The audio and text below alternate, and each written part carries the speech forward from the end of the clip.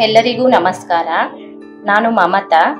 ಇದೇ ಚಿತ್ರಕೂಟ ಸಂಸ್ಥೆಯಲ್ಲಿ ಕಾರ್ಯನಿರ್ವಹಿಸುತ್ತಿರುವ ನವೀನ್ ಕುಮಾರ್ ಅವರ ವೈಫು.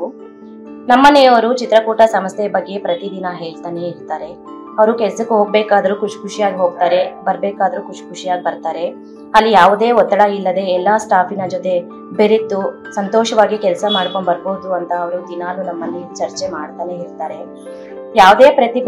ಯಾವುದೇ ಕೆಲಸ ಮಾಡ್ತಾ ಇದ್ರು ಪ್ರತಿಭೆ ಇಲ್ಲದೆ ಬೆಳೀಕ್ ಆಗಲ್ಲ ಅನ್ನೋದಕ್ಕೆ ನವೀನ್ ಕುಮಾರ್ ಅವರೇ ಉದಾಹರಣೆ. ಅವರು ಸಾಮಾನ್ಯ ಡ್ರೈವರ್ ಆಗಿ ಸೇರ್ಕೊಂಡು ಈಗ ಟ್ರಾನ್ಸ್ಪೋರ್ಟ್ ಇನ್ಚಾರ್ಜ್ ಆಗಿ ಕೆಲಸ ನಿರ್ವಹಿಸುತ್ತಿದ್ದಾರೆ. ಈ ಸ್ಥಾನವನ್ನು ಗುರುತಿಸಿ ಚಿತ್ರಕೂಟ ಸಂಸ್ಥೆಯು ಅವರಿಗೆ ಈ ಸ್ಥಾನವನ್ನು ಕೊಟ್ಟಿದೆ.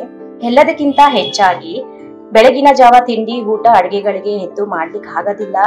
ಅದು ಎಷ್ಟು ಕಷ್ಟ ಅಂತ ಮನೆಯಲ್ಲಿರುವ ಹೆಂಗಸರಿಗೆ ಗೊತ್ತಿರುತ್ತೆ. ಆ ಚಿತ್ರಕೂಟ ಸಂಸ್ಥೆಯಲ್ಲಿ ಕ್ಯಾಂಟೀನ್ ಸೌಲಭ್ಯ ಇರೋದರಿಂದ ನಮಗೆ ಒಂದು ಧೈರ್ಯ, ಹೆಮ್ಮೆಯ ವಿಚಾರ ಅದು. ಹಾಗೆ ಡ್ರೈವರ್ಗಳಿಗೂ ಕೂಡ ಮಕ್ಕಳ ಜೊತೆ ಮಕ್ಕಳ ಹಾಗೆ ಕಲೀಲಿ ಅಂತ ಅವರಿಗೆ ಕೂಡ ಸಾಂಸ್ಕೃತಿಕ ಕಾರ್ಯಕ್ರಮಗಳಲ್ಲಿ ಆಗಲಿ, ಮನರಂಜನೆ ಕಾರ್ಯಕ್ರಮಗಳಲ್ಲಾಗಲಿ, ಒಂದು ಬುಕ್ ಓದುವಂತ ಗೈಡೇಷನ್ ಮಾಡೋದ್ರಿಂದ ಆಗ್ಲಿ ಪ್ರತಿಯೊಂದಕ್ಕೂ ಅನುಕೂಲ ಇದೆ ಅಲ್ಲಿ ಚಿತ್ರಕೂಟ ಸಂಸ್ಥೆಯಲ್ಲಿ.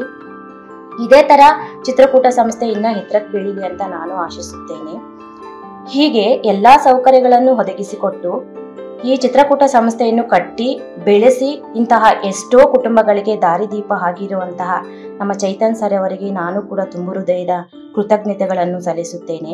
ಚಿತ್ರಕೂಟ ಸಂಸ್ಥೆಯು ಇನ್ನೂ ಹೆಚ್ಚು ಎತ್ತರ ಮಟ್ಟಕ್ಕೆ ಬೆಳೆದು ಇಂತಹ ಎಷ್ಟೋ ಕುಟುಂಬಗಳಿಗೆ ದಾರಿದೀಪ ಆಗಿ ಬಡ ಕುಟುಂಬಗಳಿಗೂ ಕೂಡ ಒಂದು ಹೆಮ್ಮರವಾಗಿ ಬೆಳೆದು ವಿದ್ಯಾದಾನ ಮಹಾದಾನ ಅಂತಾರೆ. ಹಾಗೆ ನಾವು ಕಲಿತಿದ್ದನ್ನು ಕಲಿಸುವುದು ವಿದ್ಯೆಯ ಲಕ್ಷಣ. ಹಾಗೆ ಬಡ ಮಕ್ಕಳಿಗೂ ಕೂಡ ಅವರಿಂದ ಅನುಕೂಲ ಆಗಿ 4 ಅಕ್ಷರ ಕಲಿತು ಅವರು ಜೀವನದಲ್ಲಿ ಒಳ್ಳೆ ಪ್ರಜೆಗಳಾಗ್ಲಿ ಅಂತ ಆಶಿಸುತ್ತಾ ಅಂತಹ ಮಕ್ಕಳ ಕುಟುಂಬಗಳಿಗೂ ಅಂತಹ ಡ್ರೈವರಿಗಳ ಕುಟುಂಬಗಳಿಗೂ ಒಂದು ಅನುಕೂಲ ಆಗ್ಲಿ ಅಂತ ನಾನು ಹೇಳುತ್ತಾ ನನ್ನ ಮಾತುಗಳನ್ನು ನಿಲ್ಲಿಸುತ್ತಿದ್ದೇನೆ.